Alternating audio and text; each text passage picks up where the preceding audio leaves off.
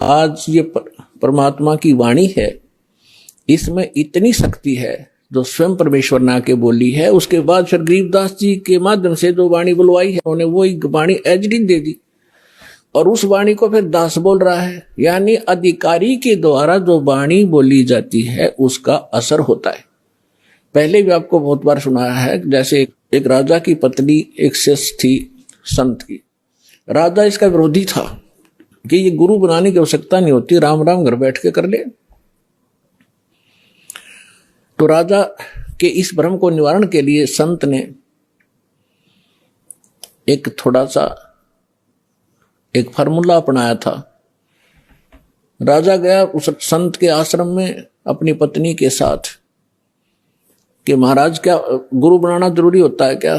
क्यों मूर्ख बनाते हो जनता को? भगवान घर बैठ के बच सकते हैं, कोई भी कर ले राम राम, इतना राम नाम ले ले। तो संत जी ने सोचा ये राजा है, यहां नाराज घना हो जाएगा। जब मैंने कुछ उल्ट सुल्ट जवाब दे दिया तो उसको कहा, राजन अब मुझे अपनी भक्ति का समय हो गया है, इसमें काफी समय लगेगा, मैं आपका प्रश्न का उत्तर दूंगा, मैं कभी घर आऊंगा आपके, वहां दे दूंगा, वहां कभी आपको विस्तार से समझाऊंगा, तब समझ में आएगी। राजा बोला ठीक है। दिन निश्चित हुआ, राजा बैठ गया सिंहासन पर जच के, संत के लिए आसन लगवा दिया। आने की इंतजार थी कि कब आएंगे संत, अभी आने वाले हैं। सामने सैनिक बॉडीगार्ड खड़े थे, वजीर खड़े थे, कुछ बैठे थे। जब संत पहुंचे वहां पर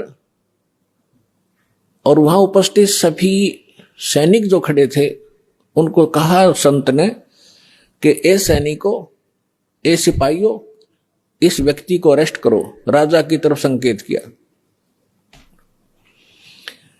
अब वो सिपाही सोच रहे थे ये मंदबुद्धि व्यक्ति क्या बकवास कर रहा है। उस संत ने दूसरी बार फिर कहा, तीसरी बार फिर कहा, लेकिन कोई टस से मस नहीं हुआ। राजा ने सोचा इसका दिमाग खराब हो गया इस संत का, ये मेरा राज हथियाना चाहता है। राजा ने कहा कि इसको अरेस्ट करो, सैनिकों को। यही शब्द उसने बोले, यही वो संत बोल रहा था। राजा के कहते ही उस संत को 4-5 सिपाहियों ने आके जकड़ दिया। अगले आदेश की इंतजार थी, अब इसका करें क्या। तब संत ने कहा कि हे राजन, तुम घर आए व्यक्ति का ये ऐसा ही सलूक करते हो क्या? राजा ने कहा कि आप क्या कर रहे थे? कि मैं आपके प्रश्न का उत्तर दे रहा था कि आपका प्रश्न ये था, क्या घर हम खुद भक्ति नहीं कर सकते? गुरु की क्या आवश्यकता है?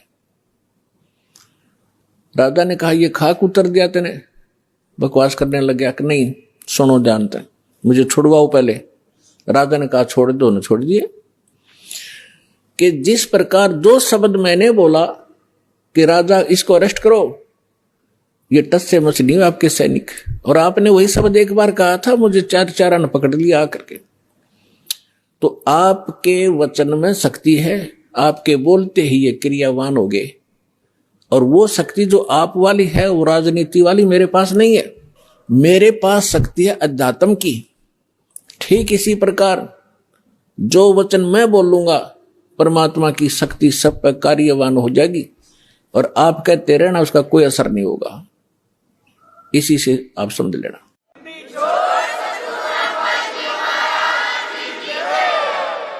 तो इसी प्रकार ये दास उस परमात्मा का कृपा पात्र है, उसी की कृपा से ये सच्चा ज्ञान आप तक पहुंच पा रहा है।